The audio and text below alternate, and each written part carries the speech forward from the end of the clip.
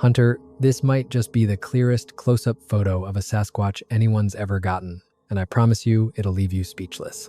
So grab yourself a cup of coffee and settle in for this walk through Sasquatch country. Honestly, I still can't believe I'm even writing you this email. The fact that I made it out of that encounter alive to tell the story is a miracle in itself. The photo I managed to capture of the Sasquatch, whatever this creature is, that's just a bonus. I'll attach the photo at the end of this email, and you're welcome to share it on your channel. So here's how it all went down. I was hunting this past November in West Virginia, near the eastern part of the state where it borders Virginia. Rugged terrain out there, you'd know what I mean if you've ever driven those crazy, steep mountain roads.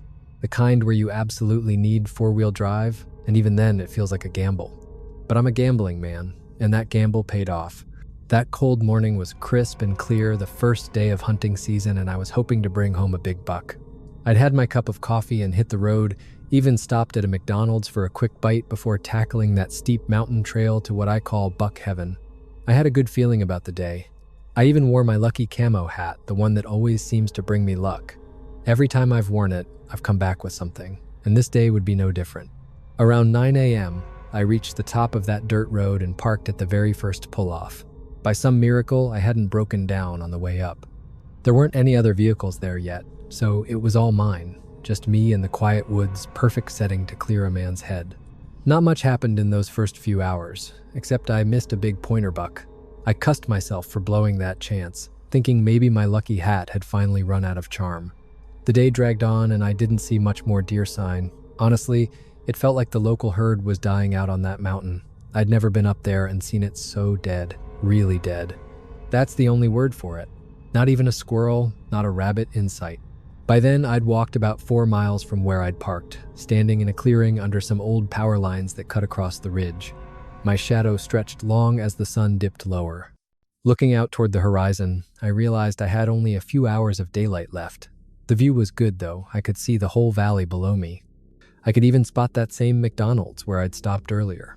The morning air reminded me I was hungry. I hadn't eaten anything since breakfast. Even though I had no plans to haul back a buck, the thought of a venison steak with some cheese sounded mighty good right about then. So I started making my way back, following the last of those cutover lines that would eventually lead me to the road, hopefully before nightfall. I'd walked maybe a mile when I heard a faint noise off in the distance. Just a few scattered sounds at first, far off enough I couldn't pin down where they were coming from. It sounded almost like construction work, which didn't make any sense. The only infrastructure up on that mountain were those old power poles. Maybe some linemen out here doing repairs, I thought as I kept walking. The closer I got, the more convinced I was. The sound was definitely coming from somewhere along the power line path, but I still didn't see any workers. That made me uneasy. I braced myself for some kind of odd interaction, though I was armed.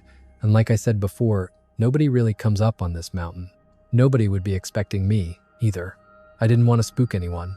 Turns out, I was the one about to get spooked.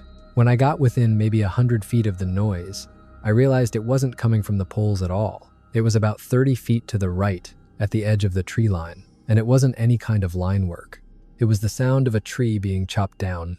Now, anyone with half a brain wouldn't be out there chopping trees right next to live power lines with an axe. I'd tell anyone straight up that's the last place you'd go to cut wood. As I thought that, I muttered to myself, "Well, buddy, I don't know what you think you're doing, but it sure doesn't sound smart." Then I finally saw him. Even from a distance, I could tell this guy was big taller than me by several feet. My first instinct was maybe I needed a calmer approach. Maybe something like, "Hey, you got a permit to be cutting trees out here?" But the closer I got, the less sure I became that I was looking at a man at all. Whatever it wasn't just some guy, and it was still chopping. I crouched down in the tall dead grass, watching him from a distance. He was completely locked into that frenzy of chopping trees, hadn't noticed me yet. As I stared, a little voice in the back of my head kept whispering, "That's a Sasquatch. That's Bigfoot." Now, I'd always figured all that talk was just legend, just tall tales told around campfires. So I kept trying to shove it aside, tried to come up with some reasonable explanation. But the truth is, I couldn't think of a single one. Eventually, I had to accept it. I was looking straight at a damn Sasquatch. And there I was, crouched in the weeds with a rifle in my hands, and that thing was less than 100 feet away. My mind started racing with ideas I'd later regret. Just imagine what if, Instead of hauling back a buck, I brought down a Sasquatch. I'd be famous. This would go down in history as one of the greatest discoveries of all time. I'd be contributing to science in a way no one ever had. Hell, maybe they'd pay me good money for it. I could wipe out all my debts, move my wife into a nicer house, maybe even give some to charity. But deep down, some part of me was still whispering, "Don't do it. That's a living being." The creature and I, well, we were both arguing in my head. So what if it's a deer or a squirrel? Those are animals God put here for us to hunt and eat. Don't tell me you'd eat a damn deer, but not this. That's how I tried to reason with myself, back and forth, unable to decide. Finally, I lifted the rifle, just to see what the Sasquatch would look like through my scope, and I regretted it instantly. The creature stopped dead in its tracks and stared right at me. Then, to my absolute shock, it spoke loud and clear in plain English. "Don't shoot." I nearly dropped the gun. My mind couldn't even wrap around it. How the hell does it know English? This was beyond anything I'd ever imagined. I lowered my rifle immediately, stumbling over my words, apologizing like crazy. My head was spinning. This couldn't be real. He wasn't a man, I knew that much, but I'd never heard of any animal speaking English, clear as day. This wasn't just some beast. God hadn't handed out the gift of language to the wild creatures of this earth, not like this. I felt ashamed of myself, scrambling to explain, while the giant just stood there, his eyes locked on me, deep and steady, flicking between my face and the rifle. "I swear to God, buddy," I stammered. "I thought you were a North American grizzly or something." That was a lie, and I knew it. Grizzlies don't even live in West Virginia. But it was the best excuse I could come up with in that moment. Then he shot back, his voice sharp and serious. "A costume? You think I'm wearing a costume? Out here, in the middle of hunting season? Do you really think I'm an actor?" I looked around, panicked, expecting to see a film crew, cameras, a director hiding somewhere. But there was nothing. No lights, no people, no set. Just me, my rifle, and this massive thing staring me down in the middle of the woods. "No, wait, do you mean you're an actor? Like, for movies?" I asked. He didn't answer. "Or do you mean something like YouTube?" That's when he glanced around, like he didn't quite know what to say. Then he nodded. "YouTube," he said. I blinked. "You have a YouTube channel?" He paused again, scanning the woods, then finally said, "Yes." "Oh, that's pretty awesome," I blurted. "I watch YouTube all the time. What's the name of your channel?" Dead silence. A few seconds ticked by. I asked again, "So, what's your channel called?" This time, he rattled off something really fast in a language that sounded Chinese to me. I had no idea what he'd said or what it was supposed to mean. Okay," I stammered. "I'll just look that up when I get home." All the while, he kept flicking his gaze between me and my rifle. I could tell he was uneasy, really uneasy. That made me feel like crap. "Man, I just want to say I'm sorry again," I told him. "I didn't mean to offend you. I hope you understand that, buddy." I even held out my hand. He just stared at me, those dark eyes fixed on mine with this dead serious expression. "You're a really good actor," I said nervously. "So you just come out here in a Sasquatch suit, pretending to be Bigfoot for the camera, huh? That's some costume." His answer was strange. "Costume," he repeated, almost like the word itself confused him.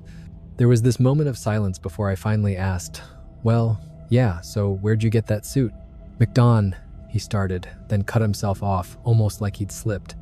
He raised his hand to his forehead in frustration, then corrected himself quickly. "Walmart." I couldn't help it, I laughed a little.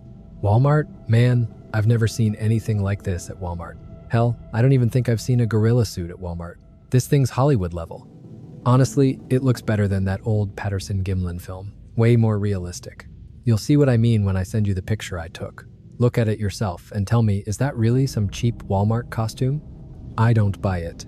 Like I said, this guy was at least 3 feet taller than me. You tell me how Walmart's supposed to be stocking sizes that big. And that brings me to, so I went ahead and asked him how tall he was. At first, he dodged the question, just pointed at me and said, "You?" I told him 6 feet in boots. Right away, he seemed to size me up, estimating the difference from the top of my head to his own. Then he finally said 8. It felt like he had just pulled that number out of thin air, like he had no real grasp of our measurement system. Maybe he was Canadian or something and didn't know the imperial system. Still, it struck me as strange. And yet 8 feet was exactly what I would have guessed, which made it even weirder. I mean, how many people on Earth are actually 8 feet tall? Another thing I couldn't wrap my head around. Why was he chopping down a tree so close to the power lines? Was that supposed to be part of some YouTube video or stunt? When I asked him about it, his mouth curled into this slow, almost forced smile. His eyes, though those stayed fixed, cold, and lifeless. Then he started laughing in this unsettling way. "No good," he said. "Don't do this. Chop down. Don't chop down. Don't destroy ranger. Don't destroy animal habitat. Man, not kill nature." So now I'm thinking, great, the guy is some kind of hardcore environmentalist. He just kept going, firing off rhetorical questions about how humans are destroying the planet.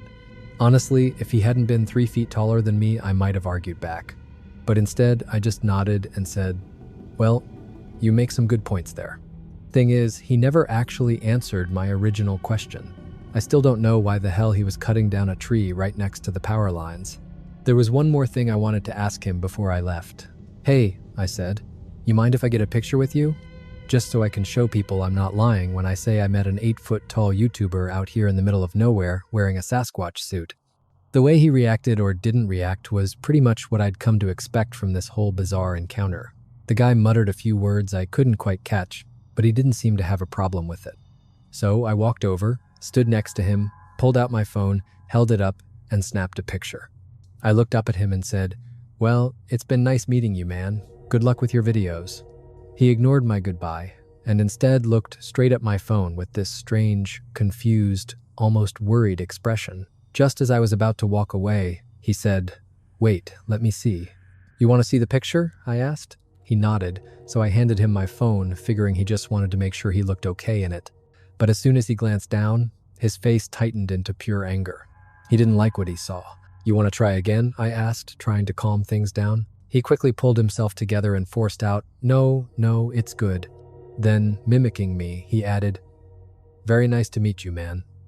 And that's when he suddenly reached out his hand. I thought it was strange now, of all times. He wanted to shake hands, but I extended mine anyway. The second our hands met, his grip clamped down like iron. He smiled, but his eyes, those eyes were cold and dead. In an instant, he pulled some kind of jujitsu move on me, took me down, disarmed me, and snapped my wrist in the process. Before I could react, he slammed my phone onto the ground and stomped it over and over until it was nothing but shards. He'd destroyed the only evidence. Then, moving with shocking speed, he scooped up my rifle from the ground. He held it wrong backward, but the way his eyes locked on me, it didn't matter. That stare alone was the real threat. He backed away about 40 feet, never breaking eye contact, then turned and sprinted into the forest, rifle still in hand, until he vanished from sight. The sun had just set, leaving me alone on that mountain slope, my wrist broken, my phone destroyed, and my gun in the hands of this wild stranger. Lucky for me, I didn't think he actually knew how to fire it. The first thought that ran through my head, can I even walk out of here? I wasn't old, but I wasn't young either. And with the pain searing through my arm, I had no idea what else might be broken besides my wrist as I struggled to get back on my feet. Even though every step felt like fire shooting up my arm, I forced myself forward. I'll be honest, I was in agony. After a few staggering steps toward my truck, something in me whispered, "Go back, get your phone, don't leave it behind." So I limped back to the spot where the Sasquatch had smashed it. I bent down, scooped up what was left, and left the shattered glass scattered on the dirt. The last rays of the sun were bleeding over the ridgeline on the far side of the valley as I began the long, brutal 3-mile trek back to my truck. I was a wreck, physically wrecked, mentally paranoid, jumpy as hell. Out there under those power lines, I felt like a sitting duck. Every single sound in the forest cut through me like a lightning bolt of pure dread. When I came to a stretch where tall pines closed in tight on both sides of the path, I heard a rock tossed somewhere to my right. Leaves rustled. I froze. The sound stopped. I started walking again, and the noise picked back up. Something was moving with me, step for step, mimicking my pace. I stopped, it stopped. Every time I moved, it moved. Every time I froze, it froze. Something out there was shadowing me. I had no choice but to keep moving. My gut told me it could smell my fear, so I started humming an old church hymn I knew by heart. Whether it was luck or grace, after a while the presence fell away. The forest grew quiet again, except for my footsteps and the occasional distant hoot of an owl. When I finally reached my truck, I scrambled inside, slammed the door, and tore down that mountain road like a madman. I nearly drove off the edge more than once. I didn't even try to explain to my wife what had happened when I got home. I just told her I took a bad fall. That's how I broke my wrist and smashed my phone. The next day I went in to get it checked out. The doctors patched me up, though I could see in their eyes they didn't quite buy my story about a simple hunting accident. If I had told them the truth, they probably would have sent me straight to a psychiatrist. That night, I sat in my recliner with the dog at my feet, flipping channels and half watching sports. My wife was out with a friend across town. For a little while, I almost felt normal again. Then, without warning, everything went dark. The house, the street, the whole damn block power gone in an instant. And just like that, my mind shot straight back to the wild man on the mountain, swinging his axe into trees by the power lines. There wasn't any bad weather, no storms, nothing at all to explain why the power went out. That's why I honestly believe that thing could have been behind it. When my wife got back, she told me the power had gone out at her friend's house too. Turned out it wasn't just us, it was a widespread blackout across several counties. The next day, the power company reported a string of trees that had come down across different lines, not just one, but multiple. That's what made it feel like some kind of coordinated effort, some kind of plan.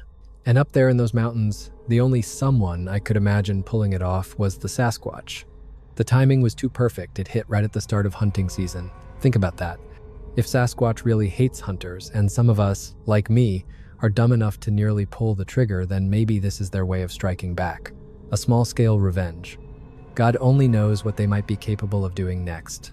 Now, about my phone. I've got this buddy at work, Alan, he's a tech wizard, knows his way around electronics better than anyone I've met. I told him I'd busted my phone and lost some valuable stuff on it. I didn't tell him the truth that the only thing truly valuable on there was the picture of Sasquatch. I figured if he couldn't recover it, no harm done. If he did recover it, well, then I'd have to decide what to say. So Alan takes the storage chip out of my phone and starts working his magic. After a while, he manages to load some of the files onto his computer. The first picture that pops up, one of my drunk selfies. He laughs. Second one, same thing. By the third, I don't even remember taking half of them. But then there it was. A dozen or more shots where I'm standing shoulder to shoulder with that damn Sasquatch like we'd posed for selfies together. Alan stops dead, stares at the screen and says, "What the hell is this? Who is this guy you're with?" He thought it was Photoshop, some kind of elaborate joke. And right then, I had no choice but to tell him the whole story, everything I just told you. That's when he went quiet, because Alan admitted he'd seen the same thing when he was a kid, out hunting with his dad. And over the next few days, as I cautiously showed the photo to a few others, I was floored to find out how many people looked me dead in the eye and said, "Yeah, I saw something like that back in '76. Or, "I watched one run off with one of our chickens," and on and on. It felt like nearly everyone I knew already believed or had their own story tucked away. The photo was just one more reminder, one more piece of proof that Sasquatch is real. And so here I am, passing it along. Thanks for sticking with me. And Smokey, what do you think? Is it really Sasquatch or just some guy in a gorilla suit? Because my question is this: what kind of person in their right mind would be standing out in the middle of nowhere, dressed head to toe in a gorilla costume?